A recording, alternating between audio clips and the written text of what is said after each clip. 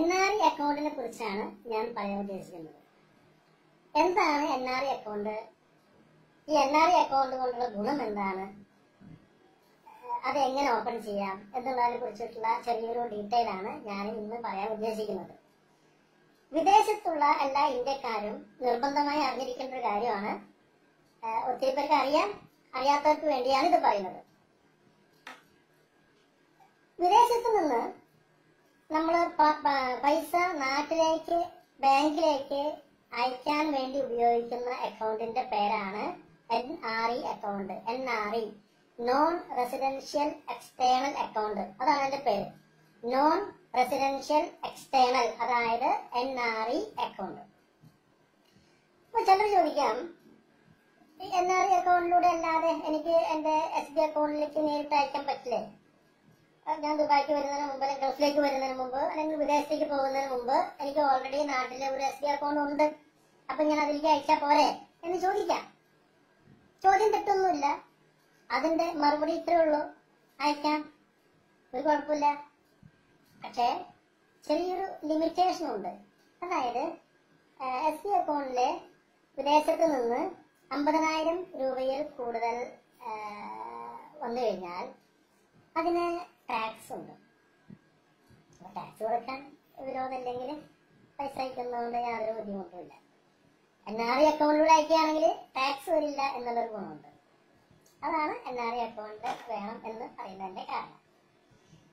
പിന്നെ ഒത്തിരി വർഷം വിദേശത്ത് കഴിഞ്ഞിട്ടും ഈ NRI അക്കൗണ്ട് എന്താണെന്നും അതെങ്ങനെയാണെന്നും അതിന്റെ ഗുണം എന്താണെന്നും അറിയാത്ത ഒത്തിരി പേരുണ്ട്.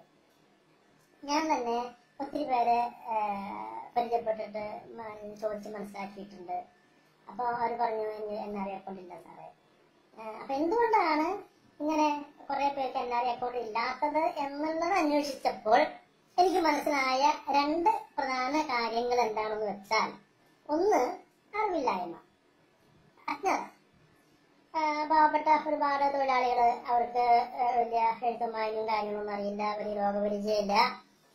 രാവിലെ ജോലിക്ക് പോകുന്നു, വൈകിട്ട് വീട്ടിൽ വരുന്നു, മാസം കഴിയുമ്പോൾ ശമ്പളം കിട്ടിയാലായി. ആ കിട്ടുന്ന ശമ്പളം എങ്ങനെയെങ്കിലും നാട്ടിലേക്ക് എത്തിച്ചു കൊടുക്കുക എന്നുള്ള ഒരു കാര്യം മാത്രമാണ് പലരും ചെയ്യുന്നത്. അവർക്ക് കൂടുതലായിട്ടൊന്നും അറിയുന്നില്ല. എന്നാൽ മറ്റൊരു കൂട്ടരുണ്ട്, എല്ലാവരും അറിയാം, പക്ഷേ മെനക്കെടാൻ തയ്യാറില്ല. അതിന് പറയുന്നത് മടിയന്മാരെന്നാണ്. അത്തരം മടിയന്മാരെ NRI അക്കൗണ്ട് ഓപ്പൺ ചെയ്യാതെ പല കുറുക്ക് വഴികളിലൂടെയും ചെയ്യുന്ന കേസുകൾ ഉണ്ട്. അത് ശരി, അവരുടെ കാര്യം വിട്ടുകള, അത് നമ്മൾ നോക്കേണ്ട കാര്യമില്ല. ഈ പാവപ്പെട്ട അറിവില്ലാത്ത ആൾക്കാരെ അവർക്ക് അറിവുണ്ടാക്കി കൊടുക്കുക എന്നുള്ളതാണ് നമ്മൾ ഉദ്ദേശിക്കുന്നത്. അതിനുവേണ്ടിയാണ് ഞാൻ ഈ മെസ്സേജ് പാസ് ചെയ്യുന്നത്. ഇനി ഈ ബാങ്കിൽ NRI അക്കൗണ്ട് ഇല്ലാതെ, SB അക്കൗണ്ടും ഇല്ലാതെ നാട്ടിലേക്ക് പണം അയക്കുന്ന രീതിയുണ്ട്. അതെങ്ങനെയാണെന്ന് അറിയാം. അതിനെ പറയുന്ന പേരാണ് കുഴൽപ്പണം. പലരും ചെയ്യുന്ന രീതി അതാണ്. അതായത് വിദേശത്തുള്ള വ്യക്തി അവിടെയുള്ള കറൻസി അവിടെയുള്ള ഏജന്റിന് കയ്യിൽ കൊടുക്കുമ്പോൾ അതിന്റെ ഈക്വലന്റ് ആയിട്ടുള്ള തത്തുല്യമായ ഇന്ത്യൻ റുപ്പീസ് നാട്ടില് നമ്മുടെ വീട്ടില് അവരുടെ ഏജന്റ് കൊണ്ടുവന്ന് കൊടുക്കും. അതിനാണ് കുഴൽപ്പണം എന്ന് പറയുന്നത്. കൊള്ളാലേ, നല്ല പരിപാടി. എല്ലാവരും വിചാരിക്കും, നല്ല പരിപാടിയാണല്ലോ, നമുക്ക് അങ്ങനെ അയച്ചാ പോരെ, എന്തിനാ കഷ്ടപ്പെട്ട് ബാങ്കിലൊക്കെ അയക്കണേ എന്നൊക്കെ വിചാരിക്കുന്നവരുണ്ടാവാം. എന്നാൽ അവർ ഒരു കാര്യം കൂടി മനസ്സിലാക്കുക, ഇങ്ങനെ അയക്കുമ്പോ, കുഴൽപ്പണത്തിലൂടെ പൈസ അയക്കുമ്പോൾ ഉണ്ടാകുന്ന ഭവിഷ്യത്ത് എന്താണെന്ന് അതുകൂടി മനസ്സിലാക്കിയിട്ട് നിങ്ങൾ തീരുമാനിക്കുക എങ്ങനെ അയക്കണം എന്നുള്ളത്. ഒന്ന്, കുഴൽപ്പണം എന്ന് പറയുന്നത് നിയമവിരുദ്ധമാണ്, ഇറ്റ് ഈസ് ഇല്ലീഗൽ. 2, ഇത്തരം കുഴൽപ്പണത്തിലൂടെ പൈസ അയക്കുമ്പോൾ പിടിക്കപ്പെട്ടാൽ നമ്മുടെ പണവും പോവും, മാനവും പോവും, ജയിലിലും കിടക്കേണ്ടി വരും. 3, ഏതെങ്കിലും കാരണവശാൽ ഈ ഏജന്റിന് ഉദ്ദേശിച്ച പോലെ നാട്ടില് നമ്മുടെ വീട്ടില് പണം എത്തിച്ചു കൊടുക്കാൻ കഴിഞ്ഞില്ലെങ്കിൽ, അതായത് ചിലപ്പോ എങ്ങനെ കഷ്ടകാലത്തിന് അവരുടെ പണം പോലീസ് പിടിച്ചു, അങ്ങനെ പിടിച്ചകത്തിട്ടു, അങ്ങനെ സംതിങ് കോംപ്ലിക്കേഷൻ ഉണ്ടായിക്കഴിഞ്ഞാൽ അവർക്ക് ഉദ്ദേശിച്ച പോലെ പണം നമ്മുടെ വീട്ടിലെത്തിച്ചു കൊടുക്കാൻ പറ്റില്ല. അവർ കൈമലർത്തും. എന്ത് ചെയ്യും? അപ്പൊ നമ്മുടെ കാശ് പോയി. നമുക്ക് നിയമപരമായി അവരോട് പോയിട്ട് കാശ് ചോദിക്കാൻ യാതൊരു അവകാശവും അത് സാധിക്കില്ല. Because it is illegal. ഇതാദ്യമേ നമ്മൾ പറഞ്ഞു കഴിഞ്ഞു. അത് തന്നെയാണ് ഇതിൽ ഏറ്റവും വലിയ അപകടപ്പെടുത്ത കേസ്. ഇനി NRI അക്കൗണ്ട് തുടങ്ങിയാലുള്ള ഗുണം എന്താണ്? അത് നമ്മൾ മനസ്സിലാക്കാം. ഒന്ന്, നമ്മുടെ പണം അത് എത്ര ചെറുതായാലും എത്ര വലുതായാലും ഉള്ളത് വളരെ സുരക്ഷിതമായി നിയമപരമായി നമ്മുടെ ബാങ്കിൽ എത്തും. രണ്ട്, ടാക്സ് ഒഴിവാക്കാം. നേരത്തെ പറഞ്ഞല്ലോ, NRI അക്കൗണ്ടില് പൈസ അയച്ചാൽ ടാക്സ് വേണ്ട. ഇപ്പോഴത്തെ കാര്യം പറഞ്ഞ് ഭാവിയില് ടാക്സ് വരുമോ ഇല്ലെന്നുള്ളത് പറയാൻ പറ്റില്ല. ഇപ്പൊ ടാക്സ് ഇല്ല.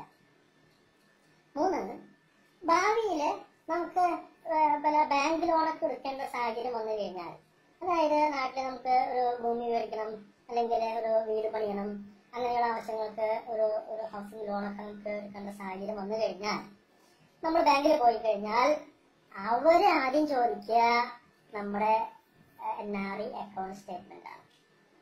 ആദ്യം ചോദിക്കും ഞങ്ങളുടെ ബാങ്കില് അക്കൗണ്ട് ഉണ്ടോ, അപ്പോൾ ഇല്ലെങ്കിൽ ഓക്കെ, പിന്നെ വേറെ ഏത് ബാങ്കിലുള്ളത്, ഏത് ബാങ്കിലാണെങ്കിലും NRI അക്കൗണ്ടിന്റെ സ്റ്റേറ്റ്മെന്റ് കൊടുക്കും. അത് ചോദിക്കുന്നത് എന്തിനാണെന്ന് വെച്ച് കഴിഞ്ഞാൽ, നമ്മൾ പറയുന്ന ഈ സാലറി, ഈ വ്യക്തിക്ക് ഇത്ര സാലറി ഉണ്ട് എന്ന് പറഞ്ഞാൽ സാലറി സർട്ടിഫിക്കറ്റ് നമ്മൾ കൊടുക്കുന്നുണ്ട്. ആ സാലറി കൃത്യമായിട്ട് ബാങ്കിലേക്ക് നാട്ടിലേക്ക് വരുന്നുണ്ട് എന്നുള്ളതിന്റെ അറിവിന് വേണ്ടിയിട്ടാണ്. കാരണം വരുമാനം ഉണ്ടെങ്കിലേ അവർക്ക് ലോൺ പാസ്സാക്കി കൊടുക്കാൻ സാധിക്കുള്ളൂ. അപ്പൊ ഇദ്ദേഹം പറയാണ്, അല്ല സാറേ, എനിക്ക് ഞാനിപ്പോ 10 കൊല്ലായി, 15 കൊല്ലായി, അല്ലെങ്കിൽ 20 കൊല്ലായി ഞാൻ ഗൾഫിലാണ് അല്ലെങ്കിൽ വിദേശത്താണ്, എനിക്ക് ജോലിക്ക് ഉണ്ട്, ഇത്രയും ശമ്പളമൊക്കെ ഉണ്ട്, അതൊക്കെ ശരി തന്നെ. പക്ഷെ ഞാന് പൈസ അയക്കുന്നത് NRI അക്കൗണ്ടിലൂടെ അല്ല, ഞാനത് ഇങ്ങനെ വളഞ്ഞ വഴിക്കാണ് എന്ന് പറഞ്ഞാൽ, ഒന്നാമത് പറയുന്നത് തന്നെ അപകടം പിടിച്ച കാര്യമാണ്. ഓക്കെ, പറഞ്ഞു കഴിഞ്ഞാൽ ഞാനേ പറയും, സുഹൃത്തെ സോറി, എനിക്കൊന്നും ചെയ്തു തരാൻ പറ്റില്ല. കാരണം NRI അക്കൗണ്ട് ഇല്ലെങ്കിൽ എനിക്ക് ഇതിന്റെ കാര്യങ്ങളൊന്നും ചെയ്യാൻ പറ്റില്ല. പല ലോൺ പാസ്സാവില്ല. അതൊരു പ്രധാനപ്പെട്ട കാര്യമാണ്. പല ആൾക്കാരും ഇങ്ങനെ ലോൺ എടുക്കാൻ വേണ്ടി ബാങ്കിലേക്ക് ഓടി ചെല്ലുന്ന സമയത്ത് മാത്രമാണ് ഇതിന്റെ സീരിയസ്നെസ് അറിയുന്നത്. അതുകൊണ്ട് മാത്രം ലോൺ കിട്ടാതെ വിഷമിക്കുന്ന ആൾക്കാരെ എനിക്കറിയാം. അതുകൊണ്ടാണ് ഞാൻ പറയുന്നത്. അത് വളരെ പ്രധാനപ്പെട്ട ഒരു കാര്യമാണ്. ഈ NRI അക്കൗണ്ട് പോലെ തന്നെ പ്രധാനപ്പെട്ട മറ്റൊരു അക്കൗണ്ടാണ് NRO അക്കൗണ്ട്, അതായത് നോൺ റെസിഡൻഷ്യൽ ഓർഡിനറി അക്കൗണ്ട്. അതായത് നമ്മുടെ നാട്ടില് SB അക്കൗണ്ട് പോലെയുള്ള അക്കൗണ്ട്. SB അക്കൗണ്ട് എന്ന് പറഞ്ഞാൽ നമ്മൾ ഇന്ത്യൻ റുപ്പീസ് ഡെപ്പോസിറ്റ് ചെയ്യുന്നതിനാണ് SB അക്കൗണ്ട് എന്ന് ഉദ്ദേശിക്കുന്നത്. അതുപോലെ ഒരു വിദേശ ഇന്ത്യക്കാരന് അവന്റെ കയ്യിലുള്ള ഇന്ത്യൻ റുപ്പീസ് ഡെപ്പോസിറ്റ് ചെയ്യാൻ വേണ്ടി ഉപയോഗിക്കുന്ന അക്കൗണ്ടാണ് NRO അക്കൗണ്ട്. അത് ഒരു ഉദാഹരണം പറഞ്ഞു കഴിഞ്ഞാൽ നിങ്ങൾക്ക് മനസ്സിലാവും. അതായത് നമ്മുടെ നാട്ടില്, നമ്മൾ വിദേശത്താണ്, നമ്മുടെ നാട്ടില് നമ്മൾ എന്തെങ്കിലും ഒരു ഭൂമി വിറ്റു, അല്ലെങ്കിൽ നമ്മുടെ വീട് വിറ്റു, കുറച്ച് പൈസ നമ്മുടെ കയ്യിൽ വന്നു, ഏതെങ്കിലും രീതിയിൽ നമ്മുടെ കയ്യിൽ കുറച്ച് പൈസ വന്നു, 1 ലക്ഷം 2 ലക്ഷം വാട്ടവർ എമൗണ്ട്, അത് റുപ്പീസിലാണ്. ആ റുപ്പീസ് എമൗണ്ട് നമുക്ക് ബാങ്കിൽ ഡെപ്പോസിറ്റ് ചെയ്യണമെങ്കിൽ അത് NRI അക്കൗണ്ടിൽ ഡെപ്പോസിറ്റ് ചെയ്യാൻ പറ്റില്ല. കാരണം NRI അക്കൗണ്ടില് ഡെപ്പോസിറ്റ് വരുന്നത് വിദേശ കറൻസി കൺവേർട്ട് ചെയ്തിട്ട് വരുന്നതാണ്. അപ്പോൾ UAE-യിലുള്ള ഒരാൾ പൈസ അയക്കുകയാണെങ്കിൽ UAE ദിർഹം കൺവേർട്ട് ചെയ്ത് ഇന്ത്യൻ റുപ്പീസ് ആക്കണം. അതുപോലെ അമേരിക്കയിൽ നിന്ന് അയക്കുന്ന വ്യക്തിയാണെങ്കിൽ അമേരിക്കൻ ഡോളർ കൺവേർട്ട് ചെയ്തിട്ട് ഇന്ത്യൻ റുപ്പീസ് ആക്കിയിട്ട്, അതുപോലെ ഓരോ വിദേശ രാജ്യങ്ങളിലെ കറൻസി കൺവേർട്ട് ചെയ്ത് ഇന്ത്യൻ റുപ്പീസ് ആക്കി വരുന്ന അക്കൗണ്ടാണ് NRE അക്കൗണ്ട്. അതേസമയം ഇന്ത്യൻ റുപ്പീസ് ഇറ്റ്സെൽഫ് നമ്മൾ ഡെപ്പോസിറ്റ് ചെയ്യണമെങ്കിൽ, ഇന്ത്യയിലുള്ള ഒരു വ്യക്തിക്ക് നമ്മുടെ അക്കൗണ്ടിലേക്ക് ഡെപ്പോസിറ്റ് ചെയ്യണമെങ്കിൽ അത് NRE പറ്റില്ല. അതിനു വേണ്ടിയിട്ടാണ് NRO അക്കൗണ്ട് വേണമെന്ന് പറയുന്നത്. അത്രേ ഉള്ളൂ, വലിയ കോംപ്ലിക്കേഷൻ ഒന്നുമില്ല. Same like SB account. ഇനി എങ്ങനെ ഒരു NRI രണ്ടും അക്കൗണ്ട് എങ്ങനെ ഓപ്പൺ ചെയ്യാം? It is very simple. നമ്മള് ഏത് രാജ്യത്താണ് നമ്മളുള്ളത്, ആ രാജ്യത്തുള്ള ഏതെങ്കിലും ബാങ്കിൽ പോവുക, അല്ലെങ്കിൽ ഇഷ്ടംപോലെ മണി എക്സ്ചേഞ്ചുകളുണ്ട്, ആ എക്സ്ചേഞ്ചിൽ പോവുക, അവരോട് പറയാ സാറേ എനിക്ക് ഒരു NRI അക്കൗണ്ട് ഓപ്പൺ ചെയ്യണം, ഒരു NRO അക്കൗണ്ടും കൂടെ ഓപ്പൺ ചെയ്യണം, എന്താണ് അതിന്റെ പ്രൊസീജിയർ? അവർ പറയും സുഹൃത്തെ ഇറ്റ് ഇസ് വെരി സിമ്പിൾ, നിങ്ങളുടെ പാസ്പോർട്ട് കോപ്പി കൊണ്ടുപോവാ, അതിലെ വിസ പേജ് ഉണ്ടാവണം, അതിന്റെ ഫ്രണ്ട് പേജും ലാസ്റ്റ് പേജും വേണം, അഡ്രസ് പേജ്, അതുപോലെ 2 ഫോട്ടോ. ശ്രദ്ധിക്കുക, ഫോട്ടോ, പാസ്പോർട്ട് സൈസ് ഫോട്ടോ എന്ന് പറയുന്നത് ഇപ്പൊ അവർ പറയുന്നത് ബാക്ക്ഗ്രൗണ്ട് വൈറ്റ് ആയിരിക്കണം, വൈറ്റ് ബാക്ക്ഗ്രൗണ്ടുള്ള ഫോട്ടോ വേണമെന്ന് അവർ ഇൻസിസ്റ്റ് ചെയ്യുന്നുണ്ട്.